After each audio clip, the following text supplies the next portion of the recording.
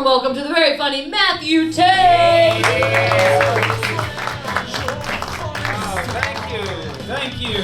Black Box, it's good to be here tonight, folks. It's good to be here tonight. I almost wasn't here tonight, but the noose snapped. It's good to be here. Give it up for the first half of the show again. Holy shit. Wholesome family event, the power couple of Huntsville comedy, Raina Cahill and Jonathan Silver. Their stepkid, Charlie Swisher. Got me right in my feels today, man. I don't know. Which is to say something, because man, I've had a rough day. You know, I've had just the shittiest day. I've had one of those days. Yeah, you ever have one of those days where you just can't get a song out of your head? You know. And it's never anything good, is it? You know, it's always some bullshit like, private eyes, they're watching you. Fucking hate Hall & Oates. I really do. I don't know, super brave to say in 2024. I don't know, their music pisses me off. You know, I'm not generally a hateful person, but I hate Hall & Oates, you know, but I'm not a hateful person in general. You know, it's that old adage, like when you really hate somebody, you're like, I hate that motherfucker so much I wouldn't piss on him if they were on fire, you know? That's not me, you know?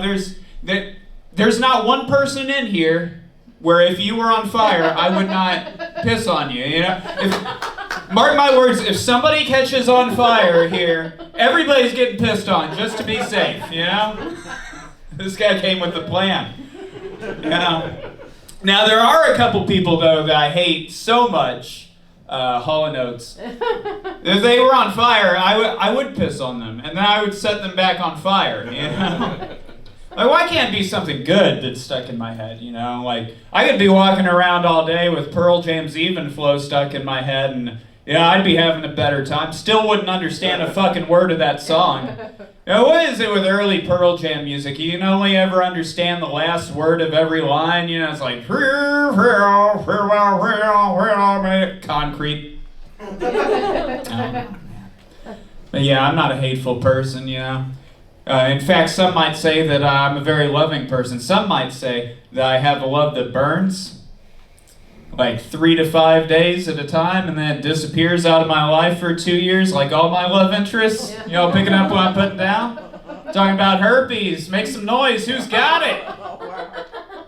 I don't know why it always gets a response like that, you know? Because that's not accurate at all, you know? I found out, so a few years ago when I went and got the diagnosis, you know, I was real bummed out initially, you know, I was on my way back home and I was like, you know, I'll probably check out when I get home. Never gonna be able to date again, you know. And I got to thinking about that, and it's like, nah man, you know, like, how fun or easy was dating before, you know? At least now I have a conversation starter, like, oh, what's that, your grandma diddled you? I have herpes, you know. I don't know. And then I got to doing a little bit of reading, right? Found this World Health Organization report from 2012. And this report, as of 12 years ago, I guarantee you the number's higher now. Yeah. This report from then said that, in fact, 67% of active adults in the United States, that's 2/3 for a lot of my fan base, by the way.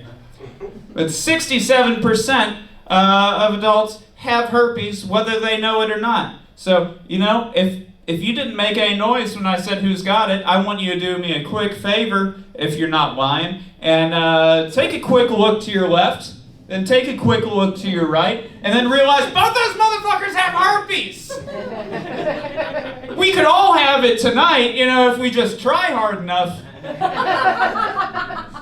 It's kind of like nobody has it, you know, like, fuck fest at the Black Box after the comedy show. We're gonna make it a super spreader event, you know, like a Trump rally, except sexy, you know.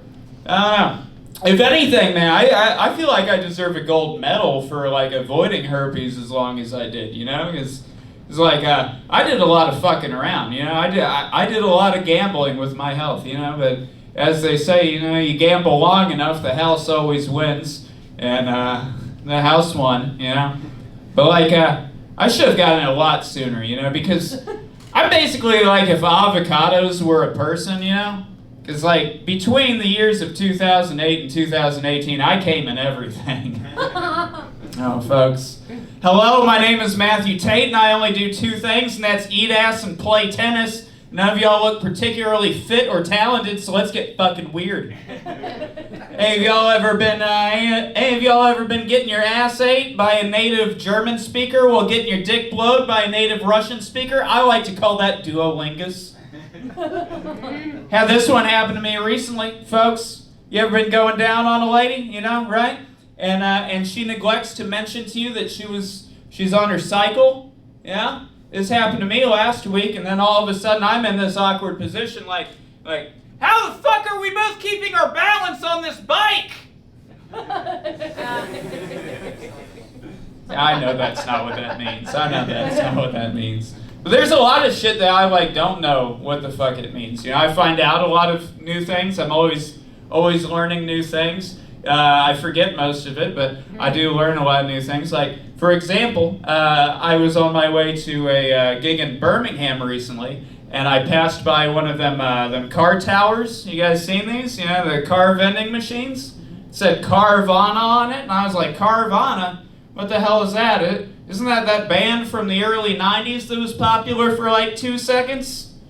I think they had that song, Smells Like Fresh Car Scent. I think the lead singer blew a head gasket. I know that's not what that is either, you know. But yeah, I do learn a lot of new things, mostly by virtue of I've always been old even before I got old, you know.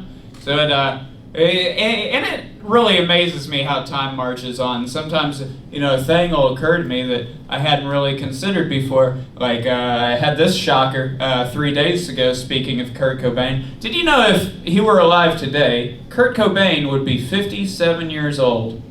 Fucking mind-blowing, right? How time marches on, you know? But granted, his quality of life would be really low, because he'd have been walking around for the last 30 years missing half of his head, but, you know.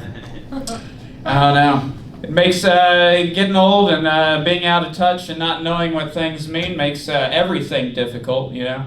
Makes me sometimes just immediately enraged by mundane things. Like, I think where the world really started to go shit, you know, if I had to pinpoint it as one thing, it would be this one day when my debit card expired and I got the new one in the mail, you know.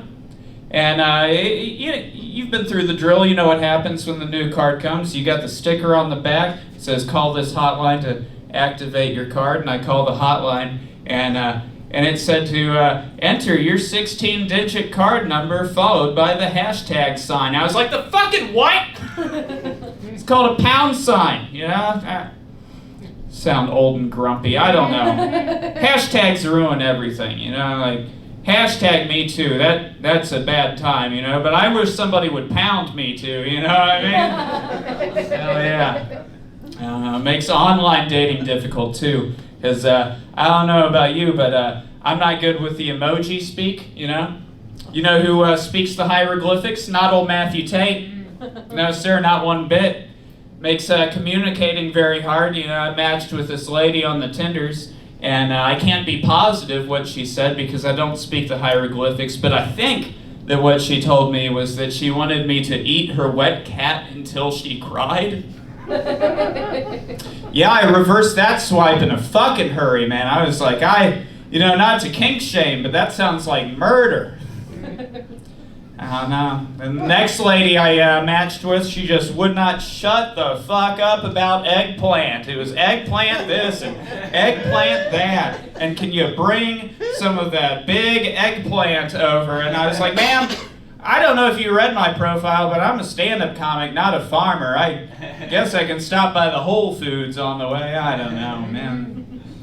I was debating what to end this set with, and I was going to end tonight with a time-traveling joke, but you didn't like it. I think this is what we're going to end on tonight, folks. I can't shop at Walmart anymore. Yeah. It's not on account of all the shoplifting I've done over the years. No, it's just every time I see that sign that says self-checkout, I just can't help but remember all those poor souls just diving out of the windows at 9/11. All right, end strong, folks. If you liked any of this, pick up some merch out in the lobby after the show. Thank you. I've been Matthew Tate. Matthew Tate, everybody! I speak hieroglyphics. Eggplant, peaches, all day long. All day long. Are you guys ready for your next comedian? She was actually the winner of Huntsville's Funniest Competition. Please give a very warm welcome to the hilarious Leanne Treese.